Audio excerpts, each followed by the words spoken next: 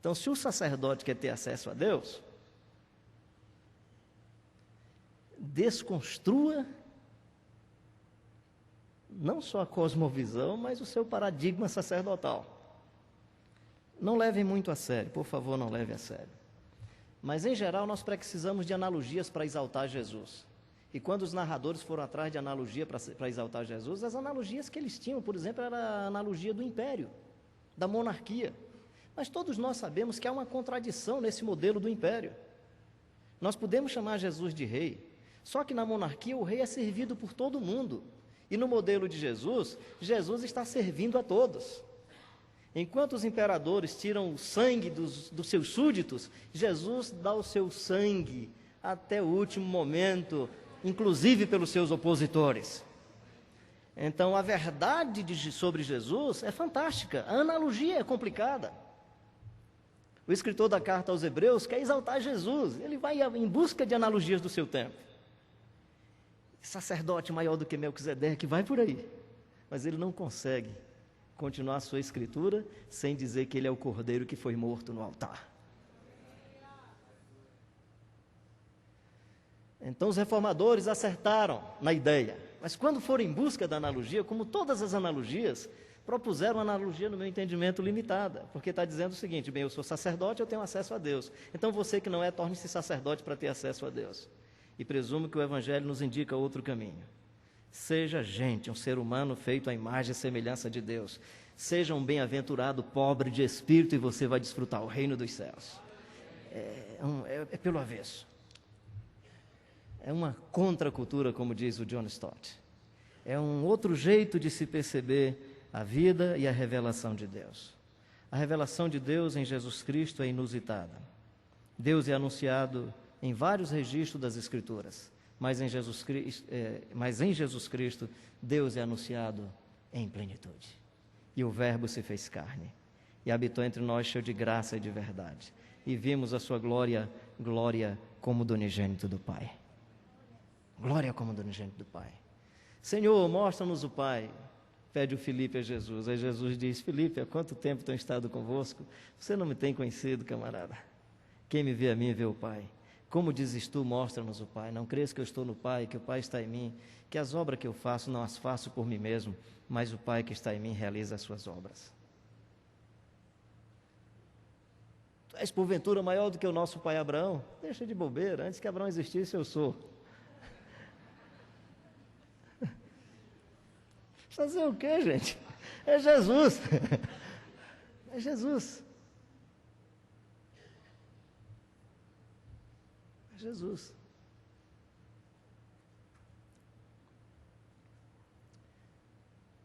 Moisés encontra-se diante dessa manifestação inusitada de Deus. Senhor, e quando eu for ao faraó? E aí ele perguntar: quem sou eu, o que é que eu digo? Diga que eu estou com você. Roenstan prefere o eu estou do que o eu sou. Segundo Roenstan, esse verbo no hebraico é semelhante ao verbo to be em inglês, que serve tanto para estou como eu sou.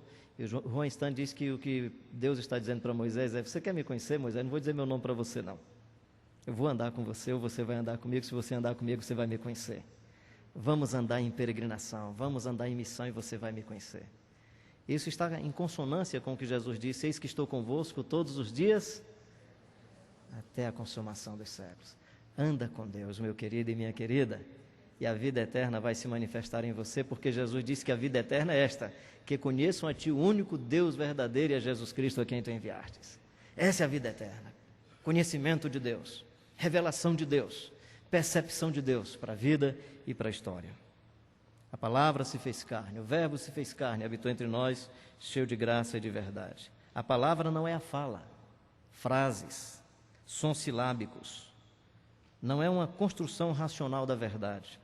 A palavra é, antes de tudo, o mistério da presença de Deus, sem comunicação verbal, às vezes. Ele já era a palavra, revelada na história, ainda sem fala, no ventre de sua mãe. Quando criança, envolta em fraldas, sem comunicação verbal, era a palavra de Deus revelado na história. O texto e a construção literária é uma tentativa por aproximação de explicação dessa palavra sobrenatural. mas os sábios ou magos do Oriente reconheceram a palavra que ainda não falava. A palavra no seu silêncio. E aí me encanta as crianças. O João Batista no ventre da mãe, chutando a barriga da mãe. Acorda, mãe. O Messias chegou, está aí perto de você. Aí está a mãe do Salvador. Acorda, mãe. Uma criança, sem as percepções cognitivas que eu e você temos, percebe a chegada do Messias. E a Isabel diz: olha, eu fui invadida pelo Espírito Santo, porquanto diante de mim está a mãe do meu Salvador. E a Maria vai confessar também como sendo Ele o seu Salvador. A minha alma engrandece ao Senhor, e o meu espírito se alegra em Deus, o meu Salvador. Dá para você entender essa revelação? Dá para você entender a revelação das crianças? Jesus dizendo: quem recebe uma criança, a mim me recebe, e quem me recebe, recebe o Pai que está no céu. Aliás, eu tenho muito conflito lá na comunidade que eu participo, na hora do culto, quando o pessoal diz assim: agora as crianças vão para o seu cultinho. Aí eu digo: puxa vida, Jesus foi para lá, eu vou também. Eu fico em conflito. Nós burocratizamos tanto as coisas do Evangelho que as crianças, que são as principais do reino de Deus, não podem ficar. Elas não vão compreender. E eu fico perguntando: as crianças é que têm que se adaptar à nossa compreensão, ou nós que precisaríamos compreender melhor as crianças, para entender a revelação de Deus? Por que os magos do Oriente perceberam na criança a revelação de Deus? Por que Jesus disse que quem recebe uma criança o recebe, e quem o recebe, recebe o Pai que está no céu? Por favor, não toma isso como doutrina, por favor, não toma mesmo. Não vá para a sua igreja agora criar problema e dizer que o Congresso prejudicou lá a sua igreja, que a briga com o seu pastor, né? Deixa eu dizer uma coisa para você. Olha o que é que a religião faz. Jesus disse que as crianças são as principais do seu reino.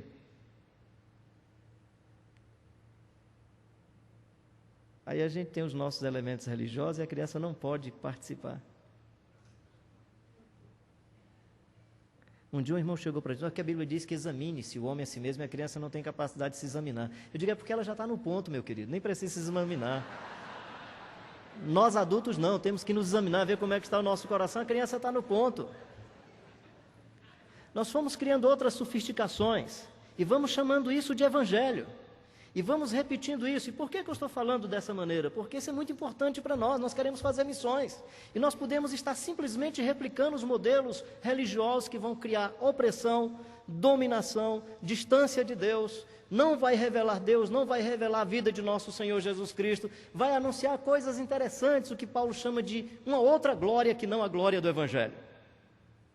Referindo-se à experiência religiosa judaica, Paulo chama isso de primeira glória. Tem glória nisso. Tem glória antropológica na religião, tem fascínio na religião. E o problema da religião é porque nós às vezes confundimos as experiências e as coisas que fluem no espaço religioso com aquilo que nós chamamos de evangelho. E é mais difícil o discernimento quando esses elementos são os elementos da cristandade. Se fossem elementos do judaísmo, nós estaríamos chutando. Mas como eles são da cristandade, nós dizemos: é o evangelho. No meu entendimento, isso é muito importante para todos nós. A missão de Jesus Cristo manifestou-se com um propósito fundamental de servir para salvar e regenerar toda a criação de Deus. Aqui está um primeiro e importante aspecto a ser sempre enfatizado na nossa missão. A adoração não é liturgia do templo.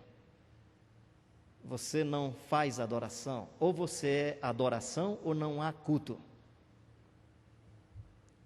Você é culto, se é que você é seguidor de Jesus. Da mesma forma como os céus manifestam Deus, nós precisamos manifestar Deus. E aonde manifestamos? No cotidiano. Quando é que você é culto? Quando a esposa se lembra de Deus por causa de você. Quando o seu marido se lembra de Deus por causa de você. Se você é aquele marido que a esposa diz assim: Deus é muito bom, que nome maravilhoso Deus me deu, você está sendo culto. Se porventura sua esposa diz: onde é que estava Deus na hora que me deu esse homem?